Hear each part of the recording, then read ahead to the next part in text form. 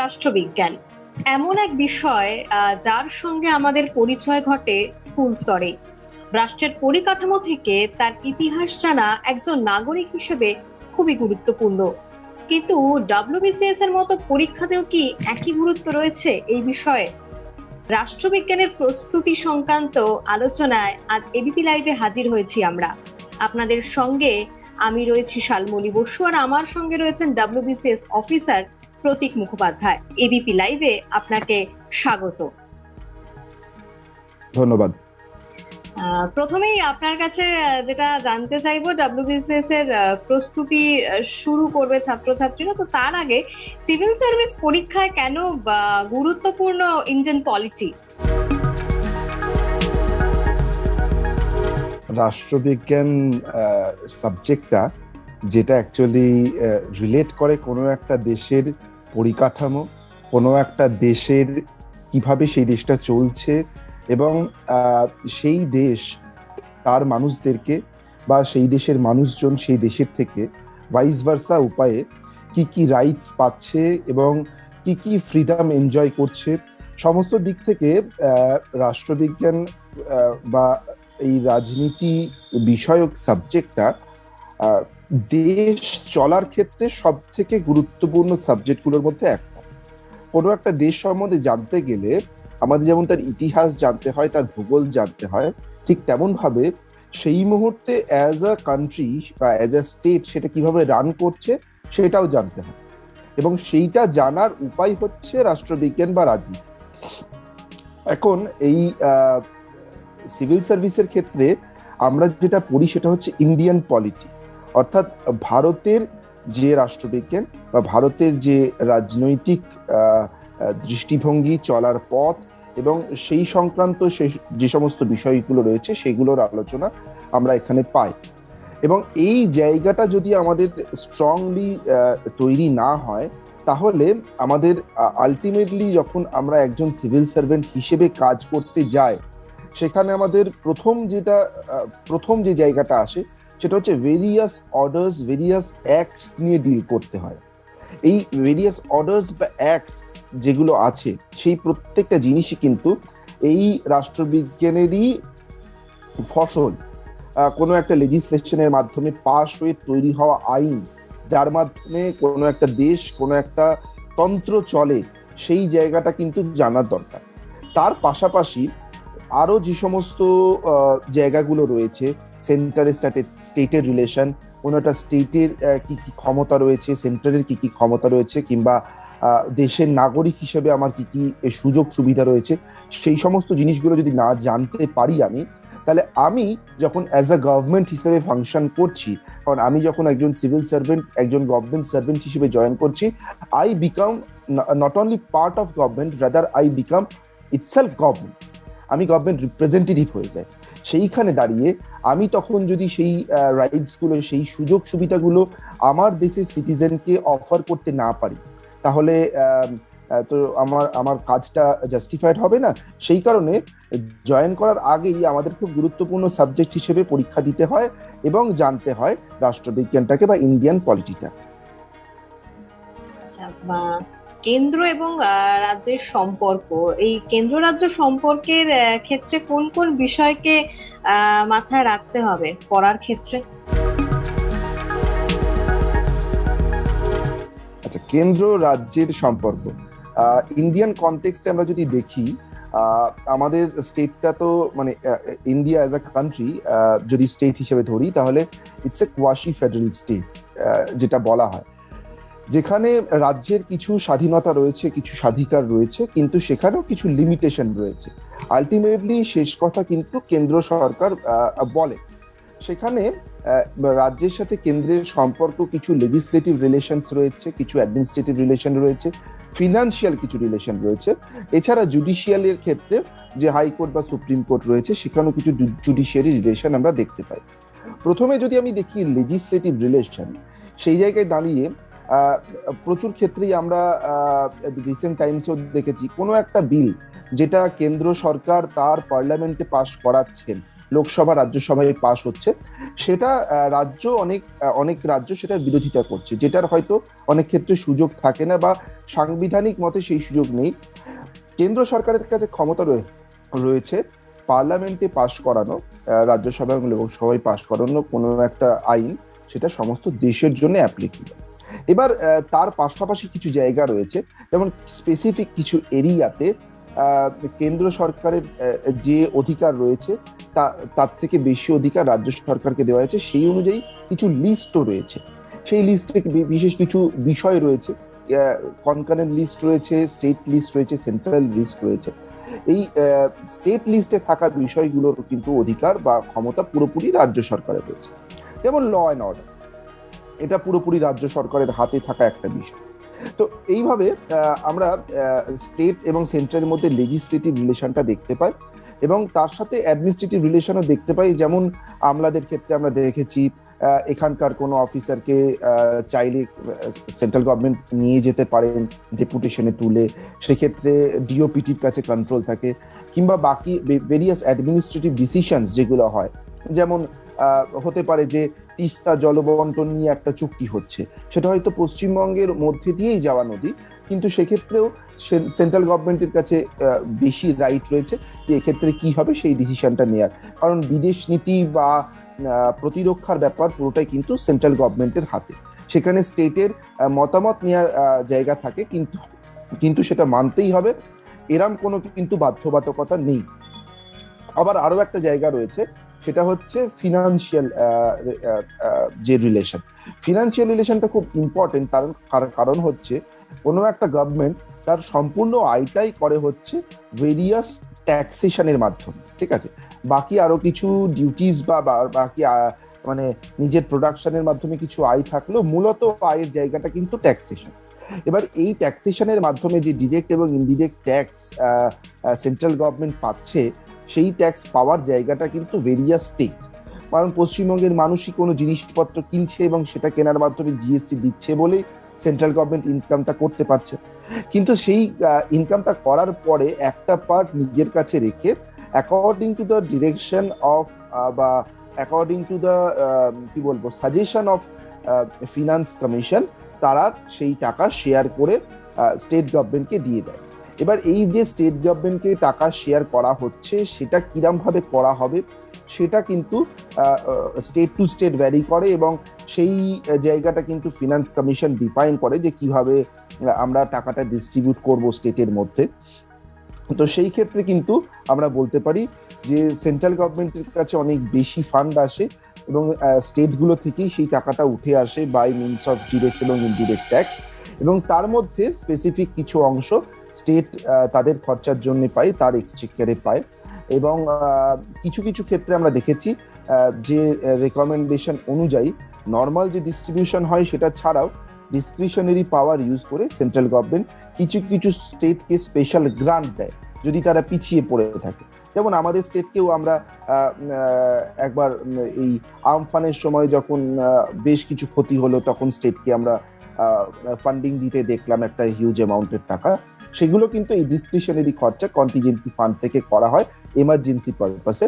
তাছাড়াও ফিনান্স কমিশনের ডিরেকশন অনুযায়ী কোনো কোনো পিছিয়ে পড়া স্টেট এগিয়ে আসার জন্য আলাদা করে নর্মাল ভাগের টাকা ছাড়াও অতিরিক্ত কিছু টাকা পেয়ে থাকে।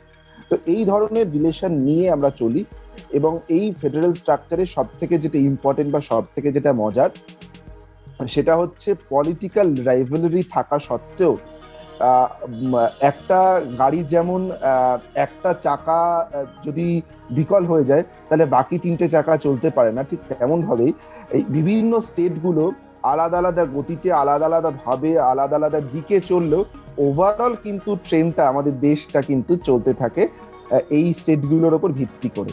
তাই এই মানে বিবিধের মাঝে দেখো মিলন মহান, এই ব্যাপারটা কিন্তু আমরা পলিটিতেও দেখতে পাই। যখন এই স্টেট সেন্ট্রাল রিলেশনটা আমরা স্টাডি করি বা পড়ি, ভেরিয়াস লিস্ট গুলোর কথা পড়ি, ঠিক আছে, কনকারেন্ট লিস্টের কথা পড়ি, কিছু রেসিডুয়াল পাওয়ার্স আছে যেগুলো শুধুমাত্র সেন্ট্রাল গভর্নমেন্টের কাছে আছে, সেই সমস্ত ব্যাপারগুলো আলটিমেটলি মিলিয়ে বেশ খুব মজার এবং ইন্টারেস্টিং, যে দড়ি টানাটানির মধ্যেও কিভাবে আমরা সবাই একই দিকে এগিয়ে চলেছি এবং একই সাথে আলটিমেটলি নেশনহুডকে ডেভেলপ করছি বা দেশকে এগিয়ে নিয়ে যাওয়ার চেষ্টা করছি, সেই জায়গাটা। একজন ডাব্লিউবিসিএস পরীক্ষার্থীর জন্য রাষ্ট্রবিজ্ঞানের ইতিহাস জানা কতটা গুরুত্বপূর্ণ? ইতিহাস অ্যাকচুয়ালি সেই জিনিসটাকে তুলে ধরে যেটার উপর ভিত্তি করে আজকের দিনে আমরা দাঁড়িয়ে আছি। তো আমি যখনই আমাদের কনস্টিটিউশন বা ইন্ডিয়ান পলিটির ক্ষেত্রে এই মুহূর্তে ভেরিয়াস লজ অ্যাক্টস জিনিসপত্রগুলো পড়তে যাব, তখন ফার্স্ট আমার যে জায়গাটা আসবে যে এই যে কাজটা আমি করছি বা এই যে ডিসিশনটা সেন্ট্রাল গভর্নমেন্ট বা স্টেট গভর্নমেন্ট নিয়েছে, সেটা কিসের উপর ভিত্তি করে নিয়েছে। এই জায়গাটা দেখতে গেলে আমি দেখতে পাবো যে এটা নিয়েছে কোনো না কোনো হিস্টোরিক্যাল ইভেন্টের উপর রিলেট করে।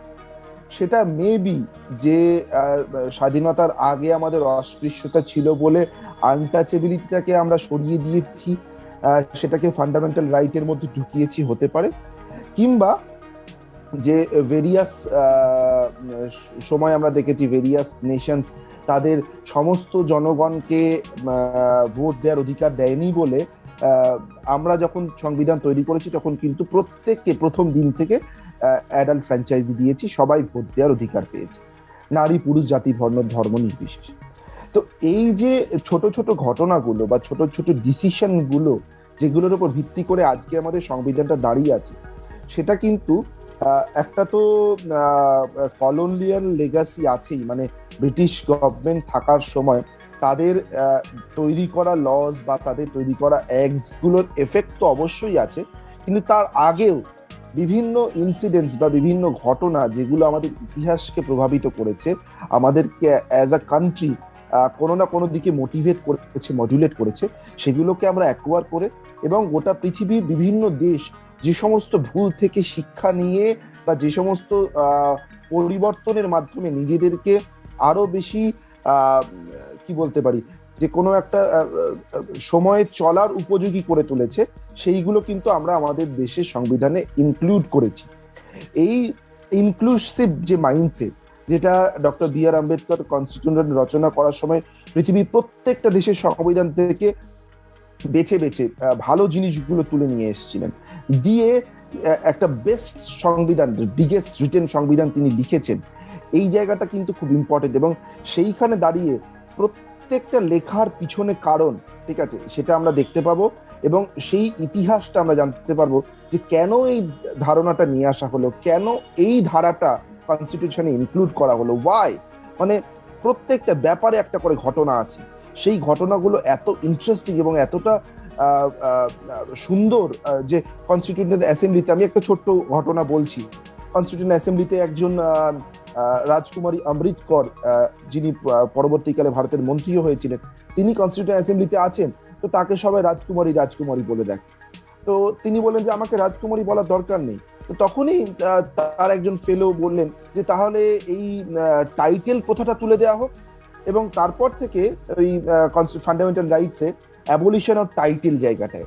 তো এইভাবে প্রত্যেকটা ছোট ছোট স্টেপ কিন্তু ভারতের সংবিধান তৈরি করতে সাহায্য করেছে এবং আমরা বাঙালিরা আরো ভালো করে রিলেট করতে পারি যে রামকৃষ্ণদেবকে বলা হয় না পরমহংসদেব, অর্থাৎ হাঁস যেমন জল আর দুধ মিশিয়ে দিলে দুধটা বেছে নিতে পারে, ড্রেনের জল থেকেও ভালোটুকু বেছে নিতে পারে, ঠিক তেমন ভাবে বি আর আম্বেদকর ছিলেন পরমহংস।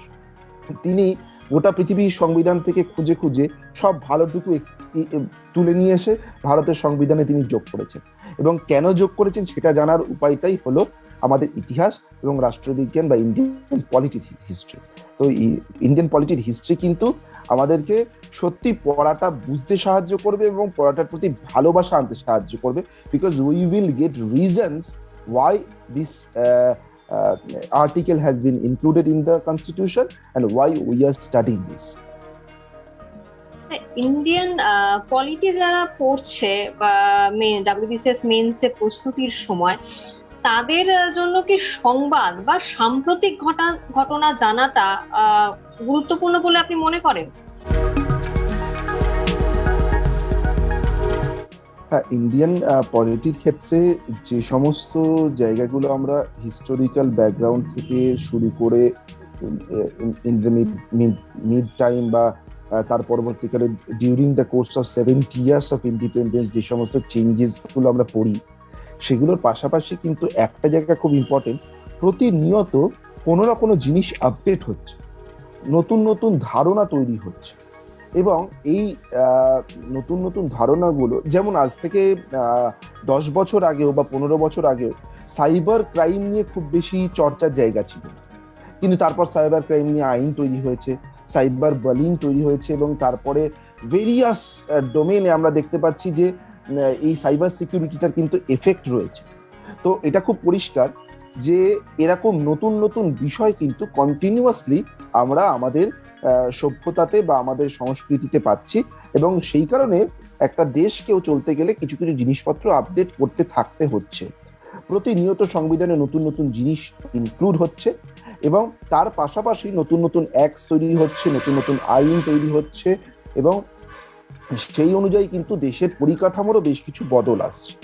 তো সেই ক্ষেত্রে দাঁড়িয়ে রিসেন্ট টাইমসে আমরা যদি দেখি যেভাবে 370 আর্টিকেল বাতিল করা হয়েছে, তারপরে যে চেঞ্জেস হয়েছে, কিংবা একাধিক ইউটিকে মার্জ করা হয়েছে, বা বিভিন্ন যে ধরনের চেঞ্জেস গুলো আনা হচ্ছে, এই রিসেন্ট টাইমস আমরা দেখলাম বিএসএফ এর জুরিসডিকশন বাড়িয়ে 15 জায়গায় 50 কিলোমিটার করা হয়েছে বর্ডার থেকে। তো there are various changes which is done by maybe executive order or by means of act, যে কোনোভাবেই। তো সাম্প্রতিককালে বিভিন্ন ঘটনা যেগুলো এই পলিটিক্যাল অ্যাসপেক্টকে রিলেট করে হয়, সেগুলো কিন্তু পরীক্ষায় কোয়েশ্চেন আসার ক্ষেত্রে খুব গুরুত্বপূর্ণ। এবং আমরা এই রিসেন্ট টাইমসে এই ট্রেন্ডটা খুব বেশিভাবে দেখেছি যে কোনো একটা সাম্প্রতিক ঘটনা কোন পলিটিক্যাল অ্যাসপেক্টের ওপর ভিত্তি করে হয়েছে, সেই আর্টিকেলগুলো বা কনস্টিটিউশনের সেই জায়গাটাকে নিয়ে আসা, এবং কি ধরনের চেঞ্জ করা হয়েছে, কিভাবে চেঞ্জটা করা হয়েছে, সেই জায়গাটাকে ধরার চেষ্টা, দুটোই কিন্তু আমরা দেখতে পাই। তাই এই মুহূর্তে এটা কিন্তু খুব গুরুত্বপূর্ণ যে রিসেন্ট টাইমসে যা যা পরিবর্তন দেশের পলিটিক্যাল অ্যাসপেক্টে হচ্ছে বা ভেরিয়াস স্টেটগুলোতে হচ্ছে, এবং তার পাশাপাশি যে সমস্ত এক্সিকিউটিভ চেঞ্জেসও হচ্ছে, সেই সমস্ত জায়গা কিন্তু খুব গুরুত্বপূর্ণ। এবং এই টোটাল জায়গাটাকে কিন্তু আমাদের করতে হবে with reference to the actual constitution, অর্থাৎ সংবিধানের কোন জায়গাটার উপর ভিত্তি করে করা হচ্ছে সেই পরিবর্তনগুলো। তো দুটো জায়গায় আমাদের গুরুত্বপূর্ণ। আমাদের যেটা মানে একদম পুরনো সংবিধানটা রয়েছে, যেটার ওপর ভিত্তি করে আমাদের দেশটা চলছে, এবং তার উপর যে সমস্ত আপডেশন হচ্ছে, যে সমস্ত চেঞ্জেস গুলো হচ্ছে, সেইগুলোকেও আমাদেরকে গ্রিপে আনতে হবে, কারণ সেগুলোও কিন্তু খুব গুরুত্বপূর্ণ। কারণ change is the only unchangeable, পরিবর্তন হতেই থাকবে, এবং সেগুলোর সাথে আমাদেরকে সবসময় আপডেট থাকতে থাকবে।